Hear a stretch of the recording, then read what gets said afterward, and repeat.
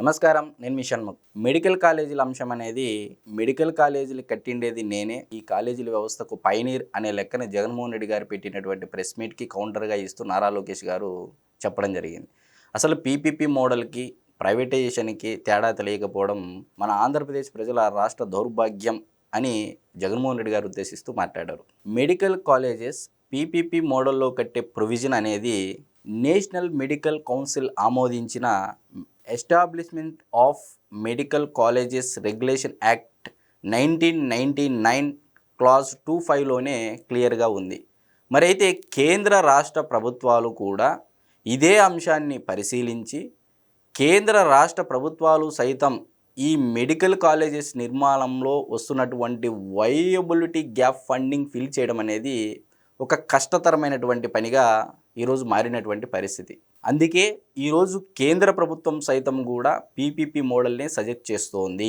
Medical కాలేజీకి ప్రధానంగా అవసరమయ్యేవి land, infrastructure, teaching and non teaching staff, medical hospital, ప్రభుత్వం దగ్గర ల్యాండ్, 300 పడకల జిల్లా స్థాయి ప్రభుత్వ ఆసుపత్రి దగ్గరలోనే ఉంటాయి. ప్రైవేట్ బిడ్డర్స్ దగ్గర ఇన్ఫ్రాస్ట్రక్చర్స్కి అవసరమైన funding, teaching and non teaching staff, management skills ఇవన్నీ వాళ్ళ దగ్గర ఉంటాయి. రెండూ కలిస్తే పీపీపీ మోడల్ కింద మెడికల్ కాలేజీ ఈజీగా సెటప్ అవుతుందనేది ఇప్పుడున్నటువంటి కూటమి ప్రభుత్వ ఉద్దేశం. ఇకపోతే పీపీపీ మోడల్లో ఉదాహరణగా 100 సీట్లు మెడికల్ కాలేజీకి వస్తే 50% సీట్లు ప్రభుత్వానికే ఇస్తారు. మిగిలినటువంటి 50%లో అంటే మొదటగా వచ్చినటువంటి 50% సీట్లలో రిజర్వేషన్లు కూడా అప్లై అవుతాయి. మిగిలిన 50% సీట్లలో 35% సీట్లు బి కేటగిరీ, 15% సీట్లు సి కేటగిరీ అని చెప్పేసి ఉంటాయి. సో ఈ సి కేటగిరీలో ఎన్ఆర్ఐ మేనేజ్మెంట్ కోటా కింద బుక్ అవుతాయి. ఇకపోతే పీపీపీ మోడల్ కింద ఉదాహరణగా 100 సీట్లు ఆ కాలేజీకి వస్తే 50% సీట్లు ప్రభుత్వానికి ఇస్తారు. అవి కూడా ఆ 50% సీట్లలో రిజర్వేషన్లు కూడా అప్లై అవుతాయి. మిగిలినటువంటి 50% సీట్లలో 35% B category, 15% C category, 35% category 13 లెక్క, మరి మిగిలినటువంటి 15% సీట్లలో 20ల లెక్క ఇంతకుముందు ఉండేటువంటి పద్ధతి. ఇవి కూడా ఈ మిగిలినటువంటి ప్రభుత్వానికి ఇచ్చినటువంటి సీట్లు కాకోకుండా మిగిలినటువంటి 50% సీట్లలో నీట్ ర్యాంక్ కౌన్సిలింగ్ ద్వారానే ఇవి ఫిల్ అవుతాయనేది మీ అందరికీ తెలిసినటువంటి వాస్తవం. ఇకపోతే ప్రైవేట్ కాలేజ్ విషయంలోకి వస్తే 50% సీట్లలో అంటే ఈ 13, 20ల లెక్క ఏదైతే మనం చెప్పామో 13, 36ల లెక్క అంటే మేనేజ్మెంట్ కోటా ఎక్కువగా ఉంటుంది ప్రైవేట్ మెడికల్ కాలేజెస్లో. సో ప్రైవేట్ మెడికల్ కాలేజీకి గవర్నమెంట్ మెడికల్ కాలేజీకి తేడా ఏమీ ఉండదు. ప్రైవేట్ కాలేజ్ దగ్గర admissions, fee structure, hospital governance, medical and health department వారి యొక్క ఆధీనంలోనే ఉంటాయి. మిగతాదంతా ప్రాపర్గా గవర్నమెంట్ కాలేజెస్కి, మెడికల్ కాలేజెస్కి, ప్రైవేట్ మెడికల్ కాలేజెస్కి ఒకటే రకంగా ఉంటాయి.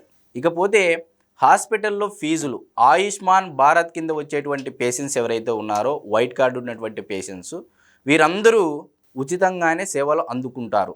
సిజిహెచ్ఎస్ వారి దగ్గర వసూలు చేసేటువంటి ఫీజులు మిగిలిన పేషెంట్స్ దగ్గర వసూలు చేసే అవకాశం ప్రైవేట్ మేనేజ్మెంట్కు ఉంటుంది. ఇంకా వైఎస్ఆర్సీపీ పార్టీ గోల పెడుతున్నట్టు పేదలకు జరిగే అన్యాయం ఏముంది? ఇకపోతే జగన్మోహన్ రెడ్డి గారు చెప్తున్నట్టు కేవలం ఆంధ్రప్రదేశ్లోనే ఈ పీపీపీ మోడల్లోనే మెడికల్ కాలేజెస్ నిర్మాణం చేపడుతున్నారా? ఇంకా ఏ రాష్ట్రంలోనూ దేశంలో కేంద్ర ప్రభుత్వం చేత ప్రతిపాదించినటువంటి మెడికల్ కౌన్సిల్ చేత ఆమోదించబడిన ఆ యాక్ట్ ప్రకారము ఏ రాష్ట్రాలలో ఎన్ని మెడికల్ కాలేజెస్ పీపీపీ పద్ధతిలో కట్టడానికి ఆమోదించబడ్డాయి అని ఒకసారి మనం లిస్టు చూసుకున్నట్లయితే కర్ణాటకలో 11, ఉత్తరప్రదేశ్లో 12, మధ్యప్రదేశ్లో 5 మెడికల్ కాలేజెస్ ఈ పీపీపీ పద్ధతిలోనే ప్రారంభించబోతున్నారనేది మీరందరూ తెలుసుకోవాల్సినటువంటి వాస్తవం. అది కూడా ప్రతిదీ కాంపిటీటివ్ బిడ్డింగ్ ద్వారానే చేస్తారనేది మరొక వాస్తవం. 17 మెడికల్ కాలేజీలు కడతామని చెప్పేసి జగన్మోహన్ రెడ్డి గారు గత ప్రభుత్వ హయాంలో నాబార్డు దగ్గర నుంచి దాదాపు 3,500 కోట్ల రూపాయలు రుణం తీసుకొని దానిని దారి మళ్లించి ఉచిత పథకాలకు మళ్లించి మరలా వచ్చినటువంటి ప్రభుత్వము అదే మెడికల్ కాలేజ్ నిర్మాణం కోసము ఏ బ్యాంకు దగ్గరికైనా, నాబార్డు దగ్గరికైనా, వరల్డ్ బ్యాంక్ దగ్గరికి వెళ్ళినా పదే ఎందుకు అప్పు ఇస్తారనేది ప్రజలందరూ తెలుసుకోవాల్సినటువంటి వాస్తవం. మరి కేంద్ర రాష్ట్ర ప్రభుత్వాలు సైతం ఈ వయబిలిటీ గ్యాప్ ఫండింగ్ ఫిల్ చేయడానికి ఇబ్బంది ఉన్నటువంటి పరిస్థితుల్లో ఒకవైపు మెడికల్ కాలేజెస్ నిర్మాణం ఫాస్ట్గా జరగాలి అనే కూటమి ప్రభుత్వ ఉద్దేశం ఏదైతే ఉందో పీపీపీ మోడల్లో కట్టాలి అని చెప్పేసి ఈరోజు ఇది ప్రతి ఒక్కరూ హర్షించేటువంటి పరిస్థితి నెలకొంది రాష్ట్రంలో. అదే రకంగా ఆరోగ్యశ్రీ దాదాపు 305 కోట్ల రూపాయలు దారి మళ్లించి కేంద్ర ప్రభుత్వం సైతం ఇచ్చినటువంటి డబ్బుల్ని పథకాలకు మళ్లించి మొత్తం అంతా పథకాలకి కేటాయించడం జరిగింది జగన్మోహన్ రెడ్డి గారు. ఇటువంటి పరిస్థితుల్లో ఎందుకు మీరు ఇదే దారి మళ్లించినటువంటి నిధులు ఎందుకు మెడికల్ కాలేజీల నిర్మాణం చేపట్టలేకపోయారు అనేది ప్రజలకు చెప్పాల్సినటువంటి అవసరం ఎంతైనా ఉంది జగన్మోహన్ రెడ్డి గారు అని చెప్పేసి నేను చెప్తా ఉన్నా. జగన్మోహన్ రెడ్డి గారి హయాంలో 3 కాలేజీలు సగం కట్టినా సస్టైనబిలిటీ కోసం అంటూ సీట్లు 50% free, 35% B category, 15% C category అంటూ జీవో నెంబర్లు 133, 107, 108 జీవోలు మాత్రం పక్కాగా ఇచ్చేశారు. బిల్డింగ్స్ కట్టి స్టాఫ్ ఫిల్లు చేసి జిల్లా హాస్పిటల్ అనుబంధం చేసేసి నిర్వహణ కోసం సీట్లు అమ్ముకుంటాం అని జీవోలు ఇవ్వడం ప్రభుత్వ కాలేజ్ మోడల్ అవుతుందా? ఇది ప్రజలందరూ గమనించుకోవాలి. ఇక్కడ 50% సీట్లు ఫ్రీ సీట్లే కదా అని చెప్పేసి ప్రజలందరూ మరొక్కసారి గమనించుకోవాలి. ఇకపోతే జగన్మోహన్ రెడ్డి గారు మరలా మేము అధికారంలోకి వస్తే టెండర్లు వేసినటువంటి వారికి మేము హెచ్చరిస్తున్నాము, మా ప్రభుత్వం వచ్చిన వెంటనే టెండర్లు వెనక్కి తీసుకుంటాం, రద్దు చేస్తామని చెప్పేసి చెప్పడం జరిగింది. మరి ఒక్కసారి వాస్తవాలు గమనించే ప్రయత్నం చేద్దాం. గతంలో అమరావతి రైతులకి, సిఆర్డీఏ పరిధిలో ఉన్నటువంటి గ్రామ ప్రజలకి ఇదే చట్టం రద్దు చేస్తామంటే గౌరవ హైకోర్టు న్యాయస్థానం ఏమని తీర్పిచ్చిందో ఒక్కసారి వైఎస్ఆర్సీపీ పార్టీ శ్రేణులు జగన్మోహన్ రెడ్డి గారు మరొకసారి రీకాల్ చేసుకోవాలని చెప్పేసి నేను కోరుకుంటా ఉన్నా. అగ్రిమెంటు రద్దు అంటే అంత ఆషామాషిగా ఉందా అని చెప్పేసి ఈరోజు రాష్ట్ర ప్రజలందరూ గమనించుకోవాలి. ఒకవేళ కట్టినటువంటి మెడికల్ కాలేజెస్ టెండర్లు వేసినటువంటి ఎవరైతే ఉన్నారో వారి యొక్క అగ్రిమెంట్ రద్దు చేస్తే వడ్డీతో సహా చెల్లించాల్సినటువంటి మొత్తం దాదాపు 7,000 కోట్ల రూపాయలు పైమాటే ఉంటుంది.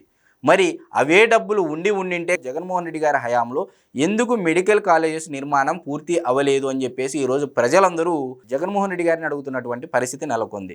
ఇకపోతే జగన్మోహన్ రెడ్డి గారు నేను 5 కాలేజెస్ తెచ్చాను, మొత్తం 17 కాలేజీలు నిర్మాణంలో ఉండగా 5 కాలేజీ స్టార్ట్ అయ్యాయని చెప్పేసి చెప్పడం జరిగింది.